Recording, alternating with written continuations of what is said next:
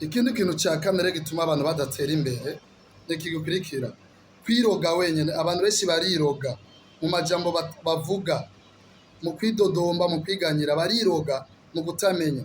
Ibyo bikazibira rero iterambere. Aha ndaza kwifashisha ijambo ry'Imana.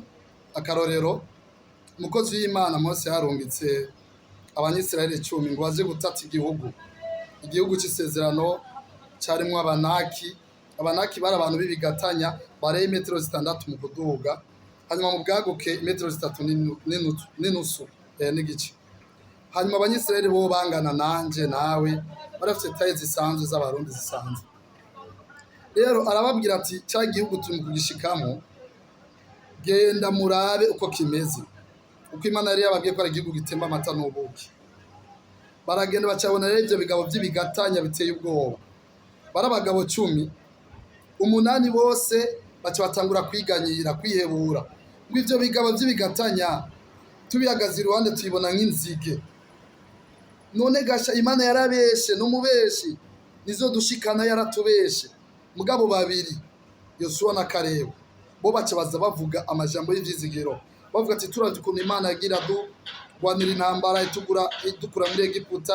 Bibuke ivy'Imana yagira bakorera hariya, yabajabukije ikiyaga gitukura bavuye muri Egiputa. Murabizi uko yagiye irica abana b'imfura bo kwa Farao, uko yagiye yindura kwa Farao haba ibikere igihugu cyose, uko yahinduye kwa Farao hacura umwiza, uko yahinduye kwa Farao amazi yose aba amaraso, uko yahinduye kwa Farao hari ibibugu hatera inzige, uko yahinduye kwa Farao muravyibuka inzoka, inkoni ya Mose induga kuba inzoka, imira inzoka z'abakonikoni ba Farao. Ivyo vyari bitangaza bikomeye bivuga uko Imana yagira abamana mu bugaragwa, uko yagira ibintu byinshi bagirira neza.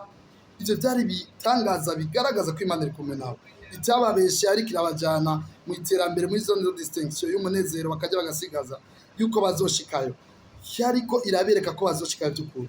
Mugabo abagabo 8 batangura kwiroga mu kuvuga amajambo mabi.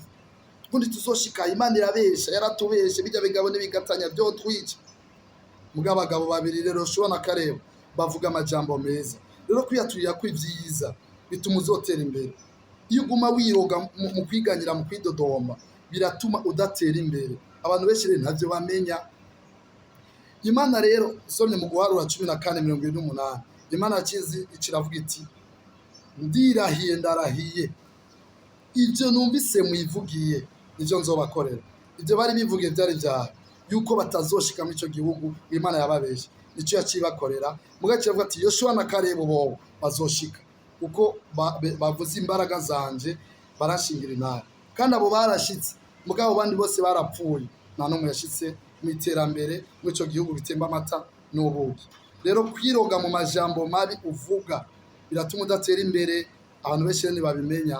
Tuze turatura ivyizigiro, tuvuga ivyiza, amaduhaguruke dukore, turondere, tuzotera imbere.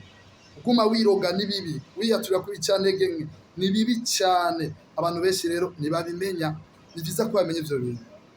Ikindi kintu Abanyisirayeli harageze no hagati mu bugaragwa batangura kwidodomba ngo Imana na Mose batubeshe, baje gutwikira mu bugaragwa aho bari bashonje bananyotewe.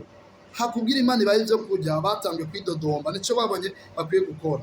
Imana ikibarungikira inzoka zirabarya, zirabakomora, ntibashobora gushika muri ico gihugu gitemba amata n'ubuki. Baci bapfira ngaho benshi. Haranageze n'igihe yasamika isi iramira abagararije bagarariza Imana. Rero kumvira Imana ni byiza, kwatura ibyiza, ibyizigiro ni byiza, kuko kwatura ibicanege uba uri kuriroga wenyene, ukutamenya bituma udatera imbere nubwo worondera gute. Nuko